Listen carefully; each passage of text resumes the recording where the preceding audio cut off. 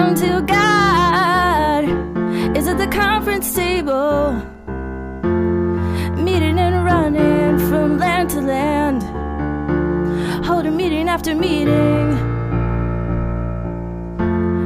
constantly reaching for what they be thinking is right. We've got to tell them there will never be any peace until God is at the conference table. There will never be any peace until God is at the conference table. When one on in the dark has come to light, tell me who's to blame and what's his name. You can point your finger, but you gotta remember what was done by man. So we gotta tell them there will never be any peace until God is at the conference table.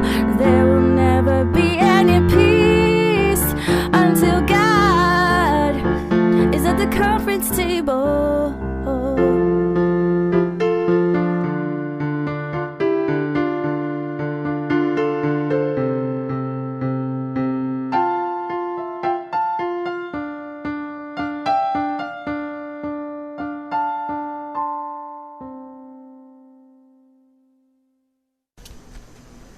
Hi folks, I'm Bob the Tomato. And I'm Larry the Cucumber. Welcome to Veggie Tales. Ah, Larry, what are you doing? Trying to put the toothpaste back in the tube. Trying to... Yeah, I wasn't looking and I squirted too much out. It's important to brush your teeth, kids.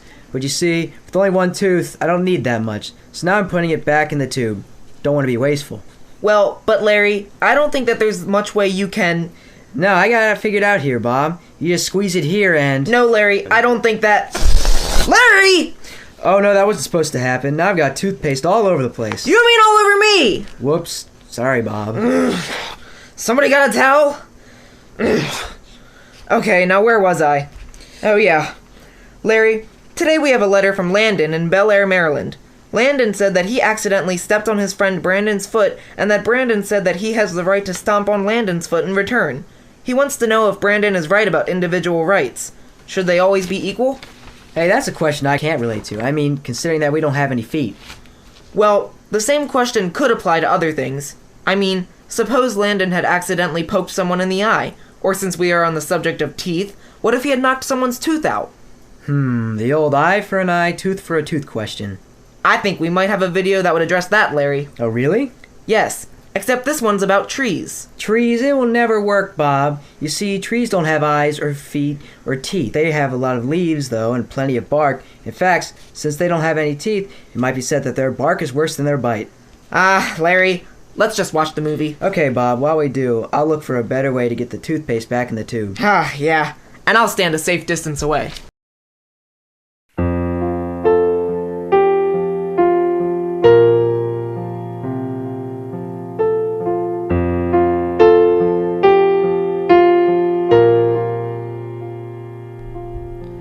Night turns to daylight, and things are quite the same. You wake up and make up another day's routine, and then the sun begins to shine as if the face of God were near, and the trumpet sound is played as if all the world could hear. It's the day when the wind blows. That's the day when the earth begins to move, when the Arab and the Jew start.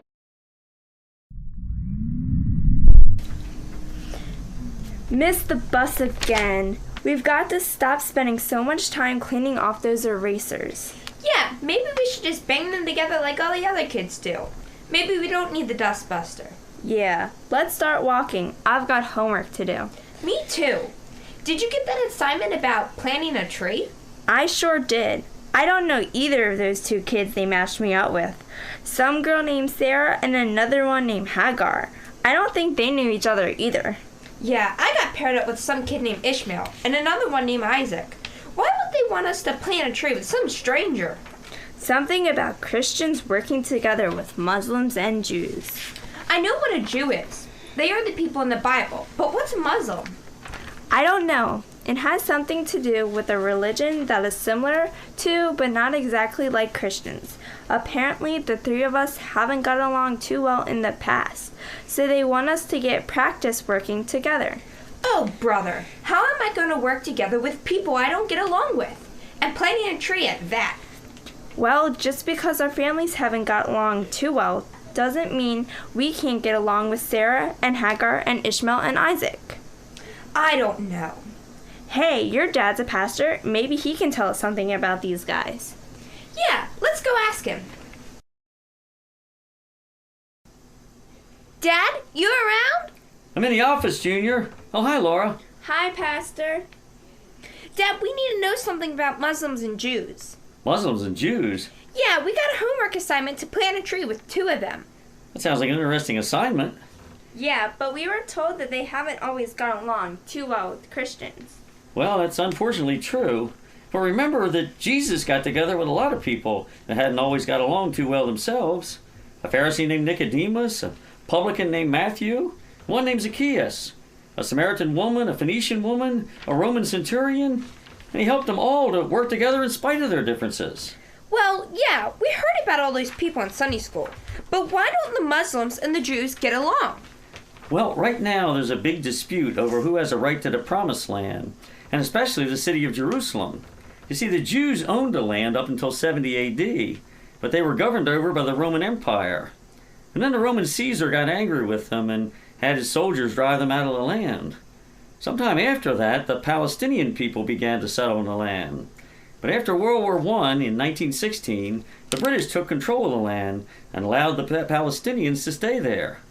Then in World War II, an evil man named Hitler treated the Jews real bad, and he had many of them killed. Wow! So anyway, when the war ended, a man by the name of Winston Churchill suggested that they let the Jews have the land back. That was met with a lot of resistance because they wanted the Palestinians to go somewhere else. Yeah, I know how they felt. When my little brother came along, Mom and Dad made me move into another room. I wanted my own room back because it had a nice view of our backyard and a lot of good memories. Right. And the decision was held up for a number of years by the politicians. And eventually the British decided to give the land back to the Jewish people. But unfortunately, in the meantime, people on both sides, called terrorists, began first to argue and then to take things into their own hands. Terrorists? We studied about them in school. They have done some really bad things. So Muslims and Jews are terrorists? Well, not all of them. In fact, not even most of them. Only a very small portion. But they have done some really hateful things and harmed people from each side. In fact, there have been times when people calling themselves Christians have been terrorists. Christians? I thought Christians were good people. Well, they usually are. But remember that there are times when Christians don't act like Christians. And there are people who call themselves Christians and instead act like the devil. Well, that's sure true. Like that kid Tommy in my class. He goes to church every week, and yet he dipped my hair in ink last week. Well, why don't the Jews and the Muslims just share the land instead of arguing over it and doing bad things to each other? Maybe it's the same thing with them. Maybe some of them don't always act like God's people, and maybe some of them aren't really living for God anyway. I think you're probably right, Laura. But really, that's a question that I'd better let them answer. Look, you guys have made a good start in coming to me to get our side of the story. But maybe it would be good if you got together with the Muslim and Jewish students and asked their parents as well. I happen to know Sarah's father, Rabbi Levi, and Ishmael's father, Imam Abdul. I'll tell them you're coming. But before you go, I should tell you that Christians, or so-called Christians, haven't always been innocent bystanders in this either. There was something called the Crusades and the Inquisition which took place, which Christians really need to apologize to both Jews and Muslims for. Wow. Well, okay. I'll talk to Isaac and Ishmael tomorrow, and hopefully we can go meet their parents. And I'll talk to Sarah and Hagar. So Junior and Laura got together with Sarah, Hagar, Isaac, and Ishmael and went to see their parents. They went first to see Sarah's father, Rabbi Levi. Well, Laura and Junior, that's a very good question. Why don't we just want to share the land? The answer is that we're concerned because there's so many more Palestinians than there are Jews in the world. You see, many years ago, the Hebrew people were in Egypt and were made slaves by the Pharaoh and his people. Years after that, those in the northern kingdom were taken over by the Assyrians, and their leader Sennacherib did some even worse things to the Jews. Then the whole nation was taken over by the Babylonians, who were just as bad. Then it was the Greeks, and during Jesus' time it was the Romans. And finally, a lot of the Jews wound up in Nazi Germany under a man by the name of Adolf Hitler. Hitler? We've heard a lot about him in school. Yeah, he was a really, really bad man. That's right, and most of the Germans are good people, but Hitler was in charge, and the Jews were just a minority. Ask your parents or your teacher about a thing called the Holocaust, and they will tell you what happened. I think we already know. The Holocaust is one of the meanest things that ever happened. It sure was. Hitler must have been one of those people who called himself a Christian, but really wasn't. Well, actually, he didn't believe in God at all. When it was politically advantageous, he called himself a Christian. Yeah, my dad once said that he could get 4 tires, a tank of gasoline, and go stand in the garage, but that wouldn't make him a car. And that some people dress and talk like Christians, but really live like the devil. That's right, Junior. And believe me, we had them on each side. But why won't the Jews just share the land with the Palestinians? Well, that sounds like a simple solution, Laura. But there's great concern that we'll end up being a minority again and might end up in a situation like we were in Egypt, or in Babylon, or Greece, or Rome, Yeah, I get the point. or Nazi Germany. So at last Junior and Laura understood the Jews' concern. It wasn't that they hated the Palestinians. They just didn't want to be a minority and run the risk of being in slavery again. Right, or even worse, another Holocaust. Yes, and... Oh, Larry boy! Hey, you're here fast. I didn't see you come in. Pardon me, folks. I'd like you to meet the world-famous superhero Larry Boy, the Guardian of Bumbleberg. Say, where did Larry go? Oh, he's looking for a way to put the toothpaste back in the tube. Oh, yeah. But in the meantime, he wanted me to share a solution to unscrambling eggs. What? You can unscramble eggs? Well, not me specifically. I brought him in my assistant, Alfred. Oh, hi, Alfred. You see, whereas Larry Boy is occupied with catching dangerous criminals such as the pigeon, the broker, and the fiddler, Alfred is an expert at saving dinner parties, so I invited him to come in and present his new invention. Whoa. What is that thing? It's my newest invention, the new Super Turbo Deluxe Irma Bombeck Spectacular. Irma Bombeck? Yes, you see, she was the one who got the idea that if life gives you lemons, you should make lemonade. Well, okay, but that machine looks dangerous. No, not at all. It actually serves to make lemonade, applesauce, and scrambled eggs. But we need to unscramble eggs, not make more of them. Oh, Master Larry didn't tell me that. There's no need to worry, Alfred. I've got it all figured out. If running the Super Turbo Deluxe Irma Bombeck Spectacular can scramble eggs, then running it backwards will unscramble them. I don't know. Well, I suppose we could reverse the polarity on the machine, but I'm not sure that will... Of course it will. I don't see anything yet. Let's speed it up. Wait, look out! What kind of machine is this? Help!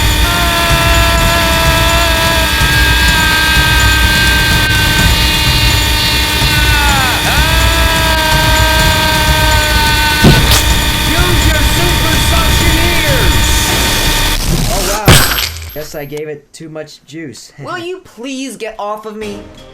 Master Larry, I think we had better be going. The Larry signal is in the sky. I just got word of a major crime spree in Bumbleberg. The pigeon is in Central Park, and the broker is at the New York Stock Exchange. What about the fiddler? He's on the roof. Well, see you around. I've got to get back to catching the bad guys. To the Larrymobile, Alfred.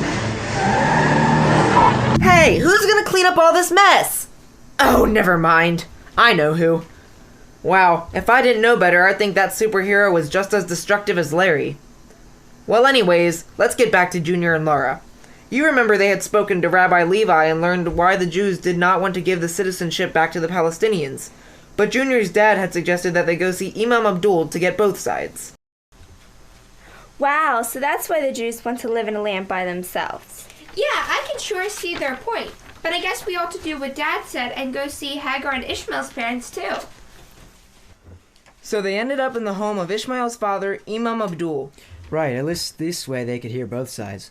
Oh, Larry, you're back. Help me wipe off these scrambled eggs off my face, will ya? While we're doing that, let's get back to Junior and Laura at Imam Abdul's house. Well, Junior and Laura, thank you for coming to see me. That took a lot of courage. You see, ever since 9/11, it seems that many Christians have been afraid to even talk with Muslims. Well, we were a bit afraid. Someone told us that you guys wanted to kill all of us. A lot of people think that, Junior. You see, they misunderstand some verses in our book called the Quran. You see, many years ago, our prophet Muhammad met up with some Christian missionaries and realized that there was only one true God and that he loved the whole world and wanted them to know him better. So Muhammad went back to his people who were called Quraysh and Collyridians and told them the good news.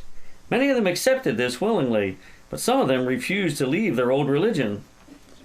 Well, that was their right, I guess. Certainly was, but unfortunately, these old religions were just as bad as Hitler, and he started attacking Muhammad's people. So he called them infidels and instructed his people to go to war to defend themselves and their children.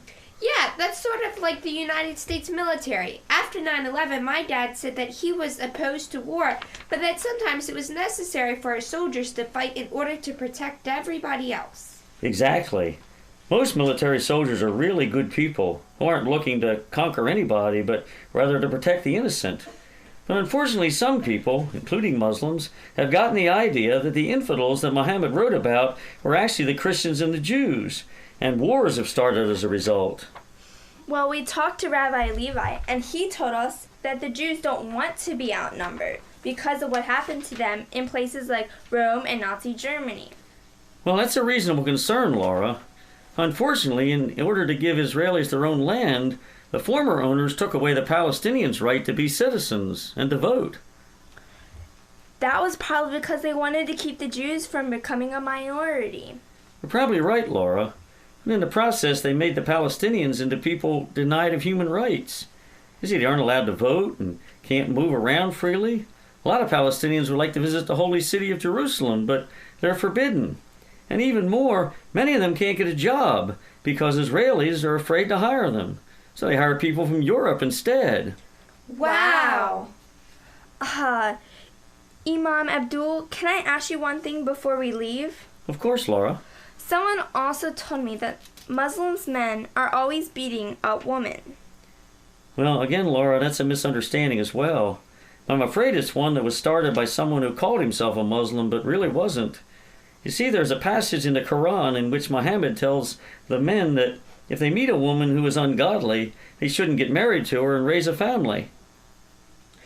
That makes sense. My dad says that that's what they call unequally yoked.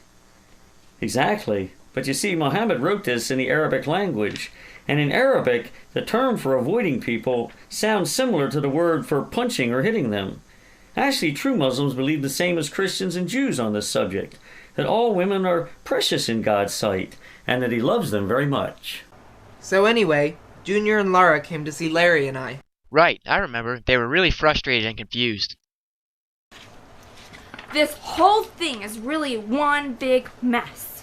Yeah, if the Jews welcome the Palestinians in as citizens, they are afraid of being outnumbered and having some evil dictator like Hitler take over. And yet, if they don't welcome them, the Palestinians will be stuck living in a messed up situation where they aren't citizens, can't vote, can't get a job, and can't even move around freely. Wow, what a mess. It's like trying to put the toothpaste back in the tube, or like trying to unscramble eggs. But maybe there's a solution. No, Bob, it's hopeless. You ever try and put toothpaste back in the tube? What a mess. Not that. Well, you certainly can't unscramble eggs either, Bob. You're just stuck eating them the way they are. Larry, forget about the toothpaste and the eggs. I'm talking about Israel and Palestine. You got something in mind, Bob? Well, no. But with God, all things are possible. Maybe if you and I and the kids would go visit Grandpa George, he might have some advice. Hey, that's right. I forgot about Grandpa George. He helped us out that one time we got in that big mess with Buzzsaw Louie.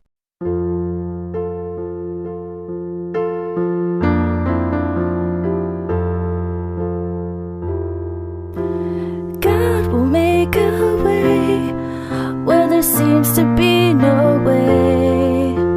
works in ways we cannot see. He will make a way for me, and He will be my guide. Hold me closer to His side, with love and strength for each new day. He will make a way. He will make a way. God will make a way where there seems to be no way. He works in ways we cannot see. He will make a way for me, and He will be my guide. Hold me closer to His side, with love and strength for each new day. He will make a way. He will make a way. By a roadway in the wilderness He'll lead me, and rivers in the desert will I see. Heaven and earth will fade, but His word will still remain. He will do something new today. God will make a way where there seems to be no way. He works in ways we cannot see. He will make a way for me, and He will be my guide. Draw me closely to His side, with love and strength for each new day. He will make a way. He will make a way.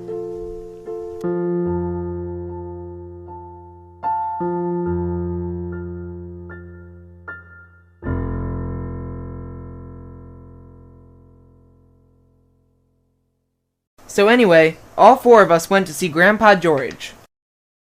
Well, this is a tough one. Sort of like trying to put the toothpaste back in the tube. You see, Bob, I told you. He forgot the part about unscrambling eggs. Quiet, Larry. You see, this whole problem actually didn't start with the Christians, Muslims, or the Jews. No? No, it actually started with a king by the name of Hammurabi, who wasn't part of any of those people. Who? Hammurabi, Bob. That's the fellow who works down at the hardware store. No, Hammurabi. He was a king who lived more than 4,000 years ago.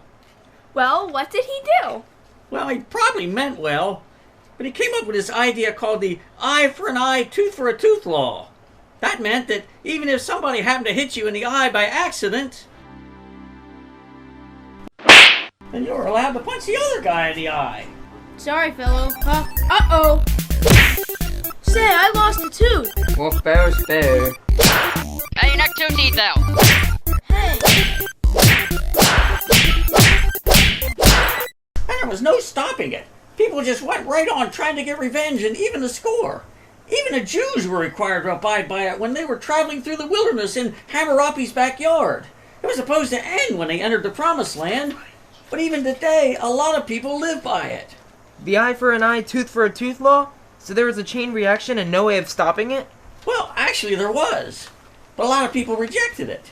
You see, when the Romans ruled over Israel, they came up with a law that any soldier carrying a heavy load through the land was allowed to single out any Jew in the crowd and force him to carry his bag 1 mile.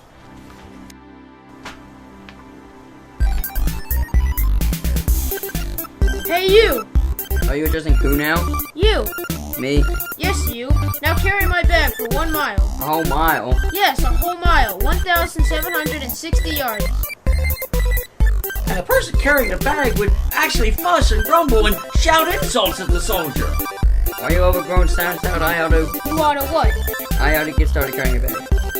And if the soldier got mad enough, the next time he came through town, he brought a heavier bag. Hey, this thing's full of rocks! Yeah, now let's go. 1 mile, 1,760 yards. But then you see, Jesus came on the scene and taught people to try a different approach. That being to turn your enemy into a friend. Jesus said, if the soldier compels you to carry his bag 1 mile, carry it 2. And along the way, you can turn the enemy into a friend.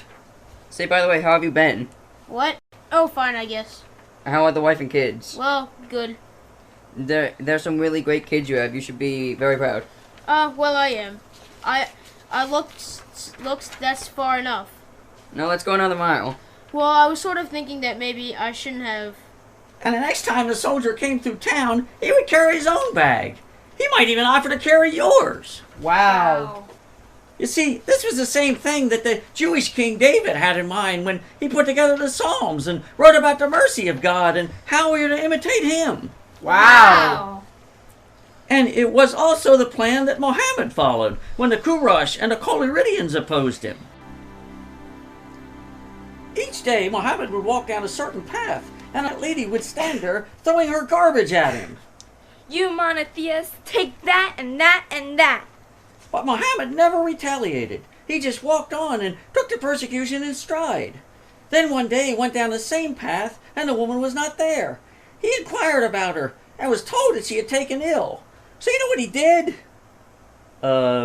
Probably said that serves her right. No, he went to visit her to see if he could be of assistance. How can one such as you be so kind to someone like me who has treated you so shamefully?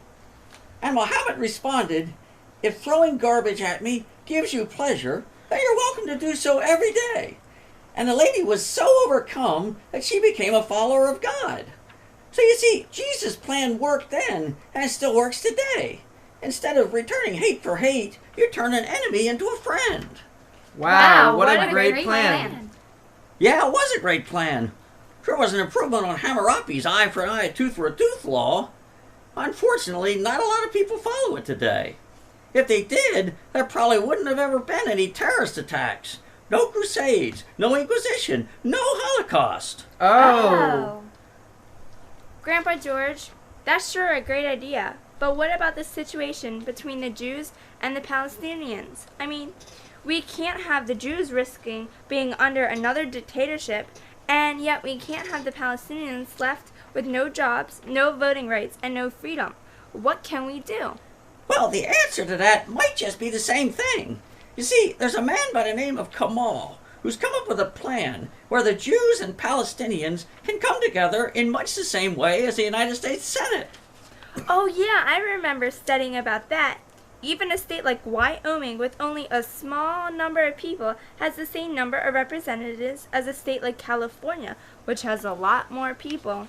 Right. So the plan is that the Jews would always have the same number of representatives so that they could never be a voting minority and end up under another dictatorship. At the same time, the Palestinians would be able to get a job and have the right to vote and visit Jerusalem any time they want. That's what's called the Nawash Plan. Oh.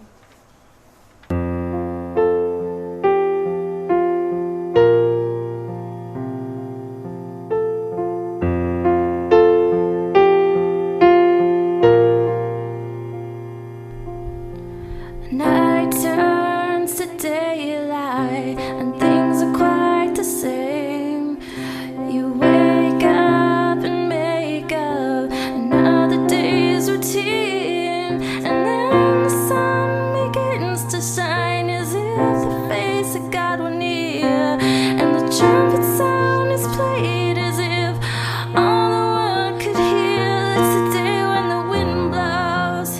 It's the day when the earth begins to move, when the Arab and the Jew start walking two by two.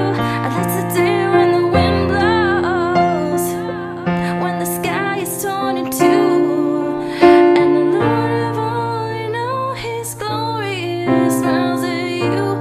It's the day when the wind blows. And somehow you know now everyone you see. So hand in hand you stand today to praise the Lord on high.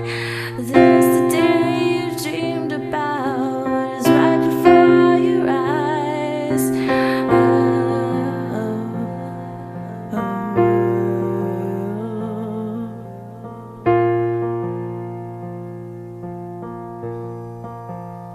It's a day when the wind blows.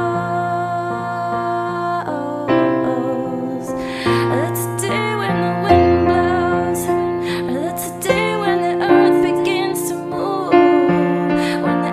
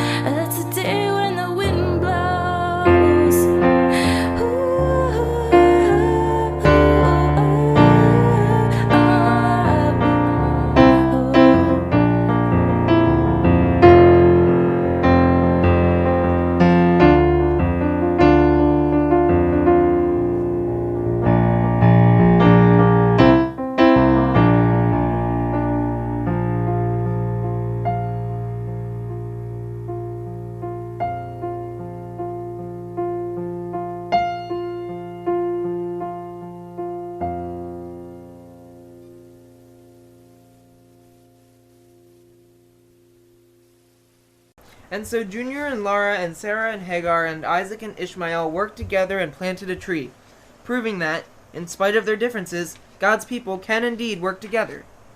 Wow, Bob, then the wash plan sure sounds like it has some good potential. Right, Larry. Now it'll be up to the people and the politicians. The politicians? Oh yeah, those guys. Yeah, they're very good at taking a simple solution and making it complicated. I guess somebody has to do it. We'll just have to wait and see. In the meantime, let's see if QWERTY has a verse for us. Leviticus 19:18. Do not seek revenge or bear a grudge against one of your people, but love your neighbor as yourself. I am the Lord. Surah 41:34. Goodness and evil cannot be equal. Defeat evil with what is better. Then will the one who was your enemy become a good friend. Matthew 5:38-41. Jesus said, "And you have heard the law that says the punishment must match the injury, an eye for an eye and a tooth for a tooth.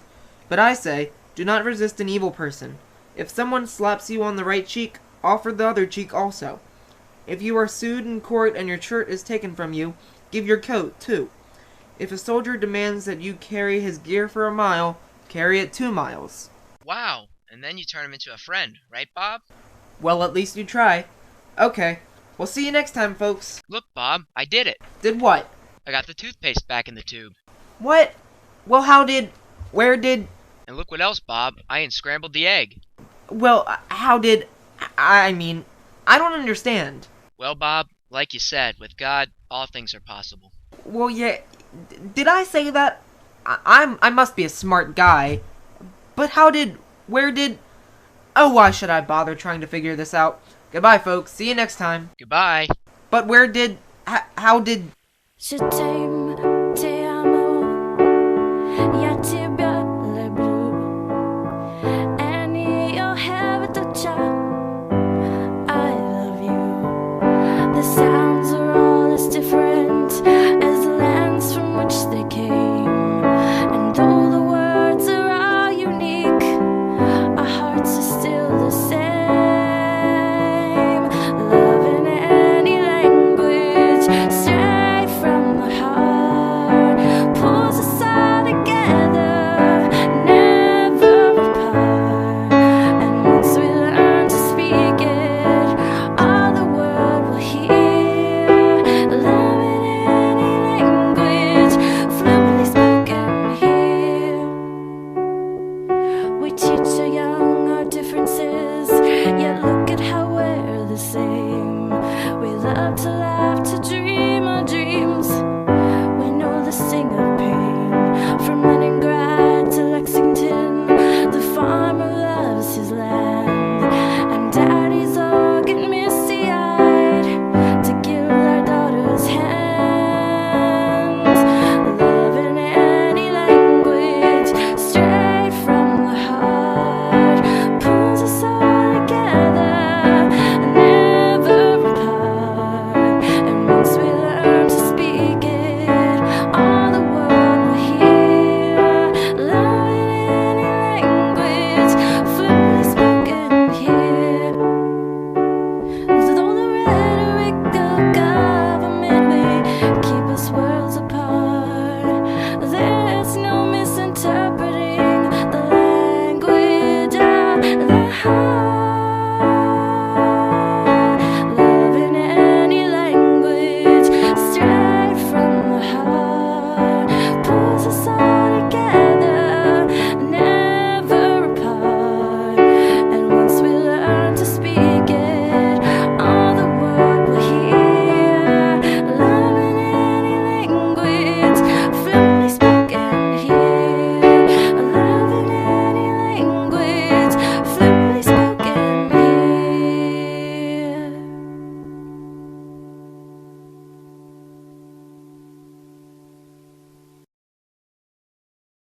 But I don't understand.